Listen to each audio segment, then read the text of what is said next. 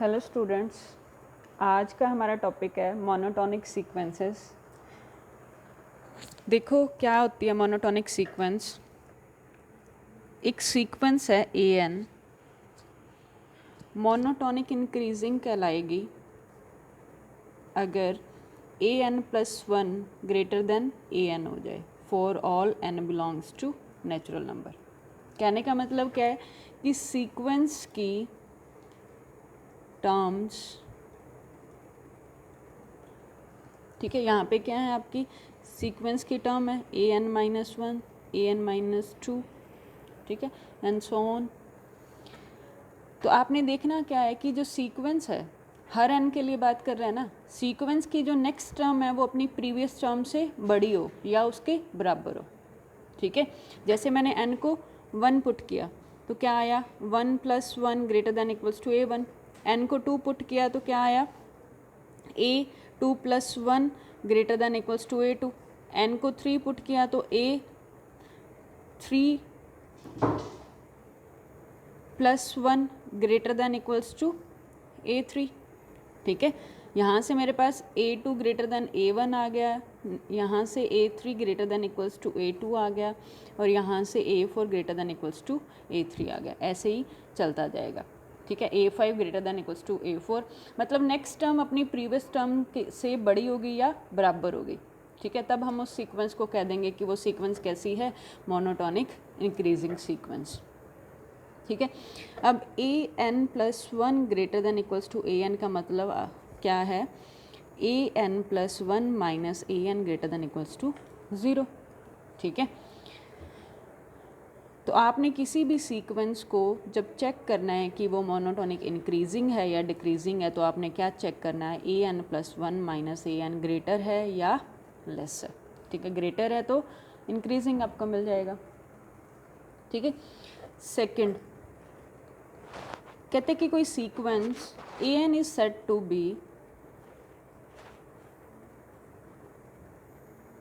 Monotonic decreasing if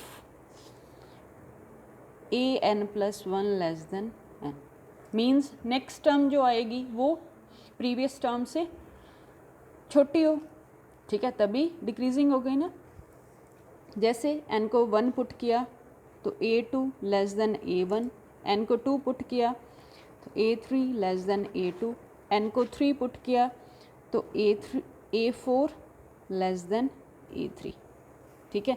तो मेरे पास यहाँ पे a one, a two, a three, a four, so on, a n plus one, ठीक है। ए टू क्या है, ए वन से छोटी है, ठीक है, मीन्स ए वन आपकी बड़ी है, फिर ए टू मेरी बड़ी है ए थ्री से या बराबर होगी, ऐसे ही ए थ्री मेरी बड़ी या बराबर होगी ए फोर से, सो ऑन, ठीक है। मीन्स मेरी जो नेक्स्ट टर्म है वो प्रीवियस टर्म के बराबर हो या स्मॉल हो, तो हम सीक्वेंस को कह देंगे कि ऐसी सीक्वेंस है मोनोटोनिक डिक्रीजिंग सीक्वेंस, ठीक है। तो इंक्रीजिंग में क्या होगा, जैसे जैसे जैसे हम फंक्शन इंक्रीजिंग फंक्शन के बारे में पढ़ते हैं, हम फंक्शन में क्या देखते हैं कि जैसे जैसे एक्स की वैल्यू बढ़ती है तो फंक्शन की वैल्यू भी बढ़ती जाए, ठीक है, तो हम इंक्रीजिंग फंक्शन बोल देते हैं। और डिक्रीजिंग फंक्शन में हम क्या देखते हैं कि जैसे जैसे एक्स बढ़ता है और आपका वाई डिक्रीज़ होना शुरू हो जाता है, तो उसमें हम डिक्रीजिंग फंक्शन बोलते हैं, ठीक है। ऐसे ही सीक्वेंस का बिहेवियर है। नेक्स्ट है हमारे पास स्ट्रिक्टली मोनोटोनिक इंक्रीजिंग सीक्वेंस। इसमें सिर्फ आपने ये ध्यान रखना है इक्वालिटी ना आए, ए एन प्लस वन ग्रेटर हो प्रीवियस टर्म से, ठीक है। सीक्वेंस की नेक्स्ट टर्म अपनी प्रीवियस टर्म से क्या हो, ग्रेटर हो, ठीक है। तो यहाँ पे हमारे पास इक्वालिटी ख़त्म हो जाएगी, ठीक है। सिर्फ आपने देखना है ए टू मेरी ए वन से बड़ी हो, ए थ्री मेरी ए टू से बड़ी हो, और ए फोर मेरी ए थ्री से बड़ी हो, इक्वालिटी ना आए, बराबर ना आए, ठीक है। ऐसे ही स्ट्रिक्टली मोनोटोनिक डिक्रीजिंग सीक्वेंस है, ठीक है। तो वहाँ पे आपके पास क्या रहेगा, नेक्स्ट टर्म अपनी प्रीवियस टर्म से स्मॉल होगी, बराबर का कंडीशन ख़त्म हो जाएगा, ठीक है। अब किसी सीक्वेंस को मोनोटोनिक सीक्वेंस कब कहेंगे, जब इन चारों में से, ठीक है, कोई भी एक टाइप हो जाए, मीन्स या तो वो मोनोटोनिक इंक्रीजिंग हो जाए या डिक्रीजिंग हो जाए या स्ट्रिक्टली इंक्रीजिंग हो जाए या स्ट्रिक्टली डिक्रीजिंग हो जाए, ठीक है। तो एग्जाम्पल है 1 1 2 2 3 3 4 4 सो ऑन। तो इसमें देखो फर्स्ट टर्म मेरी 1 है, सेकेंड टर्म 1 है, थर्ड टर्म 2, फोर्थ टर्म भी 2, फिफ्थ टर्म 3, सिक्स टर्म आपकी 3 और सेवन टर्म 4, एट्थ टर्म भी 4, ठीक है। तो अब मोनोटोनिक इंक्रीजिंग में हम क्या देखते हैं कि जो नेक्स्ट टर्म है या तो वो अपनी प्रीवियस टर्म के इक्वल हो या उससे बड़ी हो। तो A1 और A2 क्या हैं, इक्वल हैं, बट A2 और A3 में रिलेशन क्या है, A3 बड़ी है प्रीवियस टर्म से, A2 से, ठीक है। ऐसे ही A3 और A4 बराबर हैं बट A5 बड़ा है A4 से, ठीक है। तो ये मेरी सीक्वेंस कैसी है, मोनोटोनिक इंक्रीजिंग सीक्वेंस, ठीक है।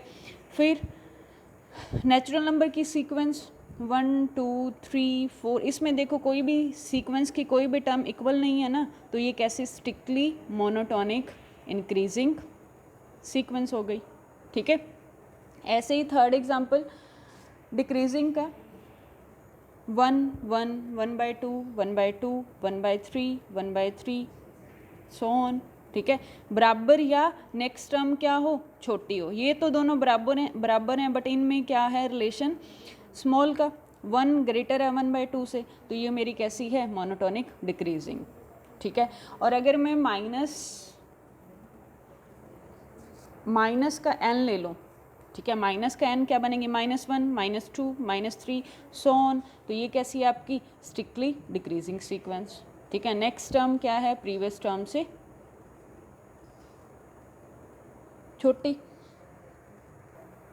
तो ऐसे ही कुछ और एग्जांपल्स दे रखे हैं आपकी बुक में 1/n, ठीक है, ये भी आपकी क्या है, monotonic strictly decreasing sequence.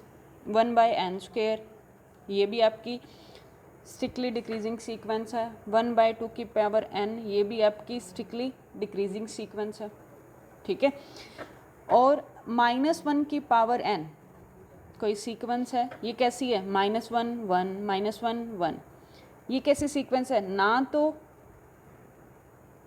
Increasing है और ना ही डिक्रीजिंग है, ठीक है, neither increasing nor decreasing sequence.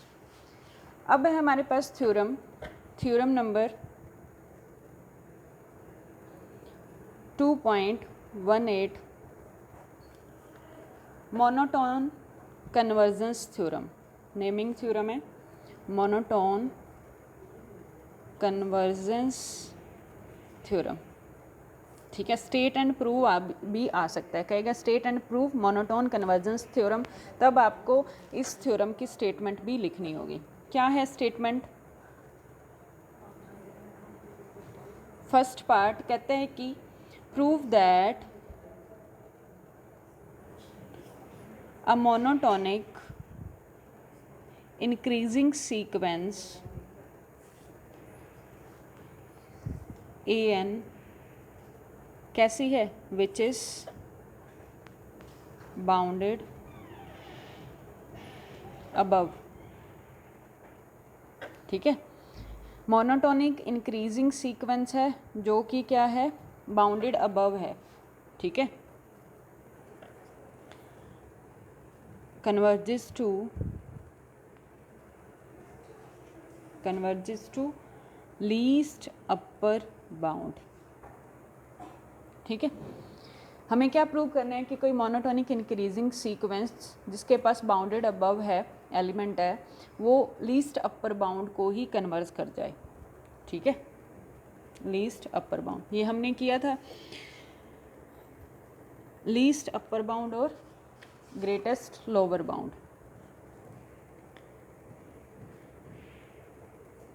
Least upper bound की डेफिनेशन देखो, least upper bound of sequence, ठीक है। जैसे हमारे पास रियल नंबर्स पे होती है, सेट पे होती है, वैसा ही आपके पास सीक्वेंस का है, लीस्ट अपर बाउंड और ग्रेटेस्ट लोअर बाउंड। ठीक है, तो डेफिनेशन आपको ध्यान रखनी है कि कोई रियल नंबर आएगा, रियल नंबर u, ठीक है, लीस्ट अपर बाउंड कहलाएगा। लीस्ट अपर बाउंड को हम सुप्रीमम भी कह देते हैं नंबर सिस्टम में। ठीक है, यहाँ हम सीक्वेंस की बात कर रहे हैं, सीक्वेंस का लीस्ट अपर बाउंड देखना है। तो कोई real number u least upper bound कहलाएगा किसी सीक्वेंस an का, कब? जब उसके पास दो कंडीशंस होंगी। पहली तो क्या कहता है कि सीक्वेंस की सारी टर्म उस रियल नंबर u से छोटी हो जाएं। ठीक है, क्या कह रहा है कि सीक्वेंस की सारी टर्म, हर n के लिए बोल रहे हैं ना, सीक्वेंस की सारी टर्म रियल नंबर u से छोटी या बराबर हो जाए, तब u तो क्या हो जाएगा, लीस्ट अपर बाउंड हो जाएगा। एंड दूसरी कंडीशन कहता है कि हर ईच एप्सिलॉन ग्रेटर देन 0 के लिए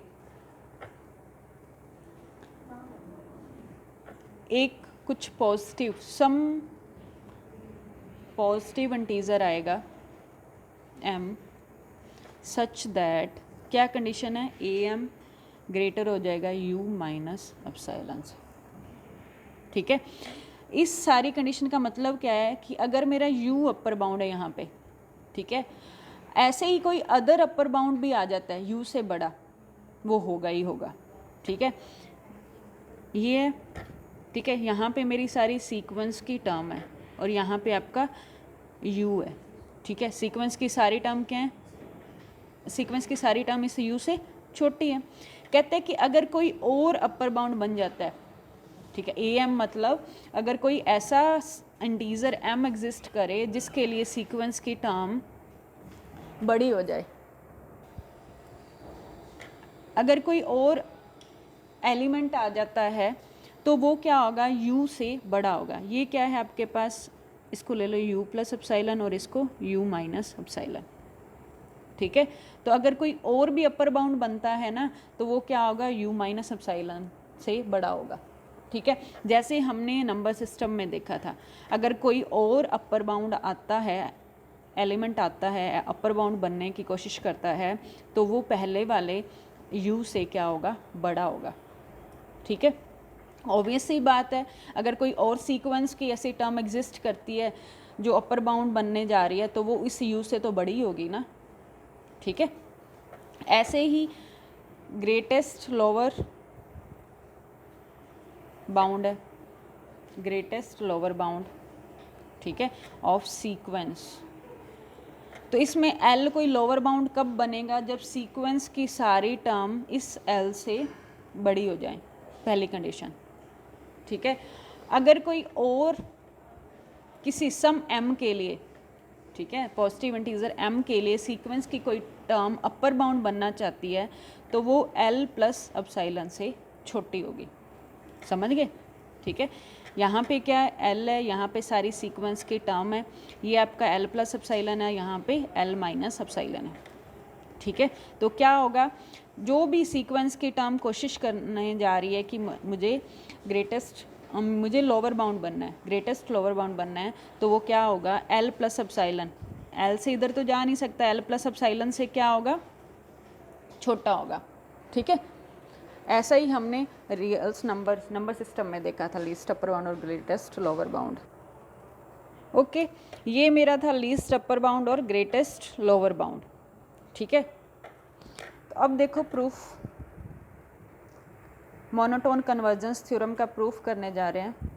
क्या कहती है, सीक्वेंस गिवन है मुझे, एक तो सीक्वेंस an गिवन है, कैसी ये sequence, monotone increasing sequence.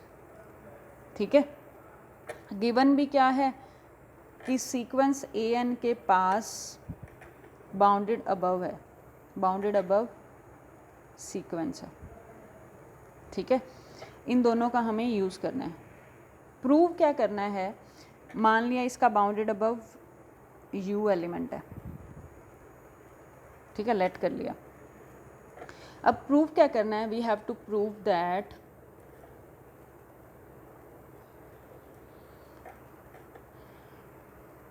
Prove करना है कि जो सीक्वेंस ए एन है, ठीक है, अगर उसके पास ये दोनों कंडीशन है तो वो अपने लीस्ट अपर बाउंड एलिमेंट को ही कन्वर्स करेगी, ठीक है। मीन्स हमें शो क्या करना है, a n minus u less than epsilon, ये आपको प्रूव करना है, ठीक है। तो देखो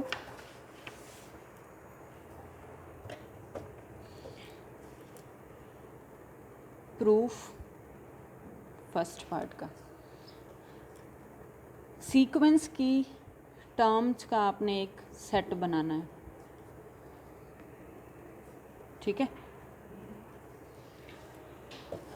गिवन क्या है, सीक्वेंस ए एन जो है वो है बाउंडेड अबव, ठीक है, बाउंडेड अबव है। इट मीन्स सेट एस भी क्या होगा, बाउंडेड अबव होगा, ठीक है। बाउंडेड अबव सबसेट होगा आर का, रियल नंबर्स का, ठीक है। तो एक आपके पास रिजल्ट होता है बाय कंप्लीटनेस प्रॉपर्टी ऑफ रियल्स, ठीक है। ये फर्स्ट चैप्टर में हम पढ़ेंगे। क्या कहती है ये कि सेट एस के पास, बाउंडेड अबव सेट के पास लीस्ट अपर बाउंड होगा ही होगा, ठीक है। कैसा, बाउंडेड अबव सेट के पास लीस्ट अपर बाउंड होगा ही होगा, ठीक है। ये आपके पेज नंबर 1.10 पे है, ठीक है, पेज नंबर 1.10 पे क्या कहता है कि every non empty subset of real which is bounded above has a supremum, ठीक है। तो इसका आपको यूज़ करना है, ठीक है। तो लेट कर लेंगे इस पे बेस्ड, एस के पास भी हमारे पास क्या, लीस्ट अपर बाउंड मतलब सुप्रीमम होगा, तो वो क्या बनेगा, यू, जो क्या होगा, सुप्रीमम होगा सेट एस का, मीन्स लीस्ट अपर बाउंड होगा, ठीक है, लीस्ट अपर बाउंड बन जाएगा। तो अब आपको शो क्या करना है, नाउ शो दैट जो सीक्वेंस है वो कन्वर्ज कर जाए यू को, ठीक है, means mod of a n minus u less than epsilon दिखाना है, ठीक है। अब by definition of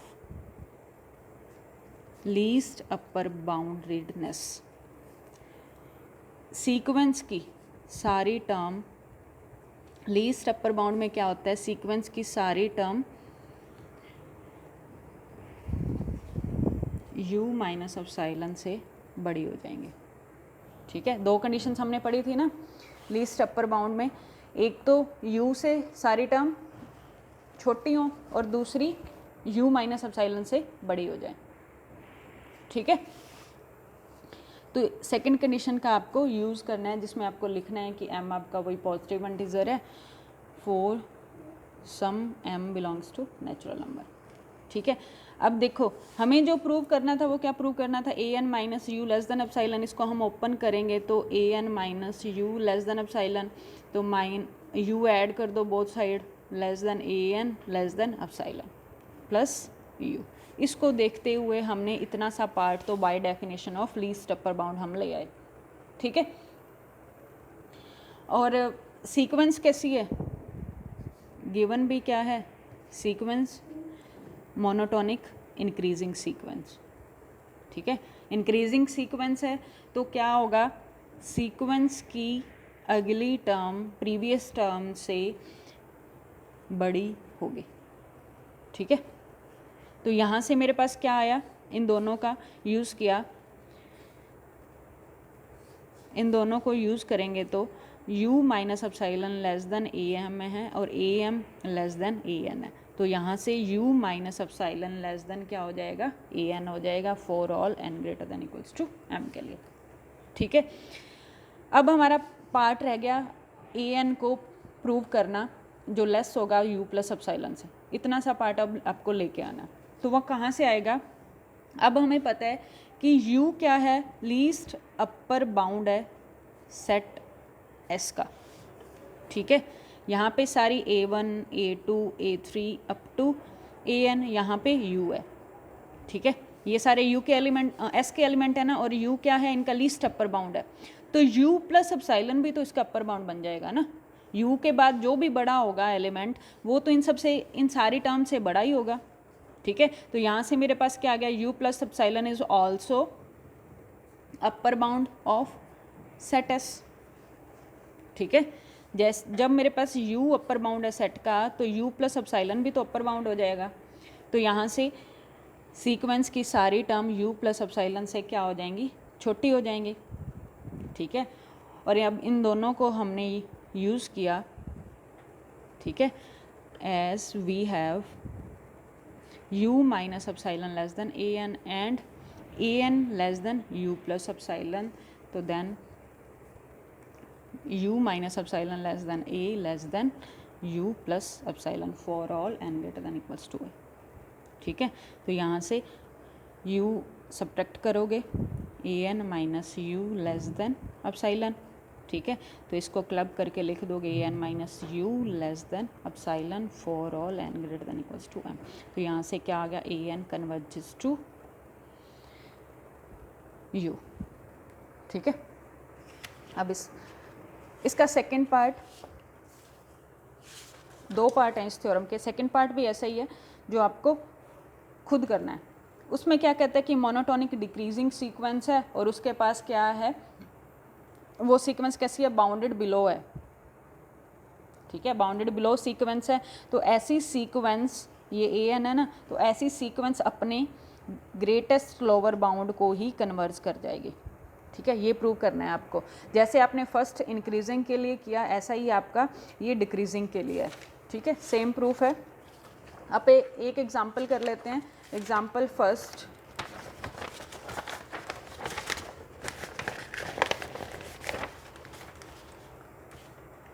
example first कहता है कि prove that sequence whose nth term are given below are monotonic, ठीक है। nth टर्म्स में हमें सीक्वेंस गिवन है और हमें दिखाना है कि क्या ये सीक्वेंस मोनोटोनिक है। Which of the following are increasing और डिक्रीजिंग। एग्जाम्पल फर्स्ट पार्ट कर रहे हैं 1/2 प्लस 1/2 की पावर 2 प्लस सो ऑन 1/2 की पावर n। nth टर्म क्या है सीक्वेंस की, 1/2 की पावर n, ठीक है। अब हमें क्या देखना है, या तो इंक्रीजिंग या डिक्रीजिंग, ये चेक करना है। इंक्रीजिंग चेक क्या करना है, इन सब के लिए हमें an प्लस 1 और an माइनस, ये लेस है या ग्रेटर है, ठीक है, लेस देन या ग्रेटर देन, हमें ये 0 से ये चेक करना है, ये काम करना है, ठीक है। nth टर्म है मेरे पास an प्लस 1 क्या हो जाएगा, 2 की पावर n प्लस 1, ठीक है। अगर वैसे ही इस फॉर्म में आपको सीक्वेंस गिवन है तो आप इसी फॉर्म में ही काम कर लो। an प्लस 1 ये क्या थी, nth टर्म, और ये आपकी n प्लस 1th टर्म, ठीक है। तो 1/2 की पावर 2 अप टू सॉन 1/2 की पावर n प्लस 1/2 की पावर n प्लस का 1, ठीक है। तो इसी को ही लेट कर लो an, ठीक है। an आपके पास क्या है, 1/2 प्लस 1/2 की पावर 2 सॉन 1/2 की पावर n, ठीक है। अब क्या करना है, an प्लस 1 माइनस an आपको देखना है। सब्ट्रैक्ट करो दोनों को, ये कैंसिल हो जाएगा, ये भी कैंसिल हो जाएगी, ये भी कैंसिल हो जाएगी, ठीक है। बचेगा क्या हमारे पास, 1/2 की पावर n प्लस 1, ठीक है। अब इसको चेक करना है क्या ये हर n के लिए ग्रेटर है या लेस है, ठीक है। तो देखो n को अगर मैं 1 पुट करूँगी तो क्या आएगा, 1/2 की पावर 1 प्लस 1 2, n को 2 पुट करूँगी तो क्या आएगा, 1/2 की पावर 2 प्लस 1 कितना हो जाएगा, 3, ठीक है। 1/4 1/8 ग्रेटर देन 0 है, ठीक है। Otherwise n tends to infinity पे भी, n टेंस टू इन्फिनिटी भी अप्रोच करोगे तो आपके पास क्या आएगा, 1/∞ 0 के, ठीक है। जैसे जैसे n इन्फिनिटीज़ के पास जाएगा तो ये आपके पास 1/2 की पावर n इंटू में 1/2, ठीक है। 1/∞ 0 के पास जाता रहेगा, ठीक है, बट एक्जैक्टली 0 नहीं होगा। तो यहाँ से मेरे पास ये आ गया 1/2 की पावर 2, 1 मीन्स 1/4, ये 1/8, ऐसे ही आप 1/2 की पावर 4 आ जाएगा 1/2 की पावर 4। ये सारी टर्म्स आपकी क्या हैं, ग्रेटर देन 0 है। तो यहाँ से मेरे पास क्या आया, an+1 माइनस an क्या है, greater than 0 for all n के लिए। ठीक है, तो मेरी सीक्वेंस an क्या हो गई, इज़ मोनोटोनिक इंक्रीजिंग सीक्वेंस। ठीक है, ऐसे ही सेकेंड पार्ट है। सेकेंड पार्ट में सीक्वेंस nth टर्म दे रखी है +7 बाय में 4n प्लस का 8।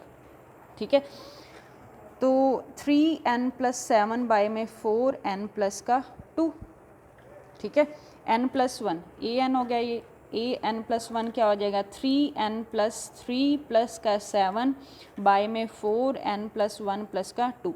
तो यहाँ से क्या आया, 3n + 10 बाय में 4 इंटू में n + 3, ये आ गया। ठीक है, अब क्या करना है, n+1 माइनस an, इसको सॉल्व करना है। n+1 क्या है, 3n + 10 बाय में 4n + 3, ठीक है, माइनस 3n + 7 बाय में 4n + 2। ठीक है, एलसीएम लेंगे, एलसीएम लेके सॉल्व करेंगे तो ये मेरे पास बच जाएगा माइनस का 1 बाय में 4n + 3 और n + 2। ठीक है, नेगेटिव आ गया तो ये सारी टर्म्स क्या हैं, लेस देन 0। तो यहाँ से an+1 माइनस an क्या आ गया, लेस देन 0 आ गया, means an+1 less than an आ गया।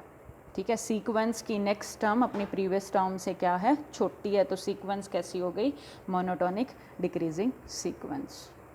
ठीक है, तो ऐसे ही आपने ये क्वेश्चन करने हैं। ठीक है, सेकंड क्वेश्चन भी सेम ही है, थर्ड भी। एक रिज़ल्ट, सेकंड जो एग्ज़ाम्पल है आपका वो रिज़ल्ट पे बेस्ड है। क्या रिज़ल्ट है, कहते हैं कि बहुत इंपॉर्टेंट रिजल्ट है, कहते हैं every bounded sequence, bounded plus monotonic sequence, monotonic sequence चाहे वो इंक्रीजिंग है चाहे वो डिक्रीजिंग सीक्वेंस है, हमेशा क्या होगी, कन्वर्जेंट होगी। ठीक है, इसका यूज़ आपके एग्जाम्पल नंबर 2 में होगा। ठीक है, तो उसमें कन्वर्जेंस के लिए आपको क्या देखना होगा, एक तो सीक्वेंस को बाउंडेड देखना होगा और दूसरा इंक्रीजिंग या डिक्रीजिंग देखना होगा। ठीक है, मोनोटोनिक देखना होगा। ठीक है, तो हमने मोनोटोनिक के लिए, मोनोटोनिक इंक्रीजिंग के लिए देखा था कि नेक्स्ट टर्म अपनी प्रीवियस टर्म से बड़ी या बराबर हो जाए हर n के लिए। ठीक है, डिक्रीजिंग इसका मतलब क्या था, an+1 माइनस an आपको ग्रेटर देन इक्वल्स टू 0 देखना है, स्ट्रिक्टली आ जाए तो इक्वालिटी हटा देनी है। मोनोटोनिक डिक्रीजिंग के लिए आपने an+1 लेस देन an देखना है, फॉर ऑल n के लिए स्ट्रिक्टली आ गया तो आपने इक्वालिटी हटा देनी है। ठीक है, तो ये आपको चेक करना होगा एग्जाम्पल नंबर 2 में। और बाउंडेडनेस भी हमने 2.1 में किया है, तो बाउंडेडनेस का आपको पता है कि हमें कोई k मिल जाए या an less than equals to k मिल जाए। ठीक है, बाउंड कैसे निकालने हैं, स्मॉलेस्ट टर्म और आपकी हाईएस्ट टर्म आपने सीक्वेंस की देखनी है। ठीक है, तो ये आपको ये चीज़ें आपको चेक करनी होंगी, या तो इंक्रीजिंग है या डिक्रीजिंग प्लस बाउंडेडनेस। अगर दोनों चीज़ें हो जाती हैं, मोनोटोनिक हो जाता है प्लस बाउंडेडनेस हो जाती है, तो सीक्वेंस पक्का कन्वर्ज कर जाएगी। ठीक है,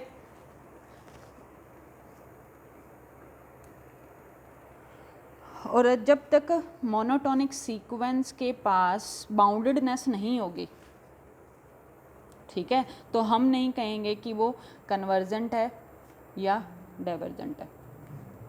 ठीक है, मीन्स क्या है, monotonic sequence is either convergent भी हो सकती है और डाइवर्ज भी हो सकती है। ठीक है, जब उसके पास बाउंडेडनेस आ गई तो हम पक्का बात करेंगे कि वो कन्वर्जेंट है।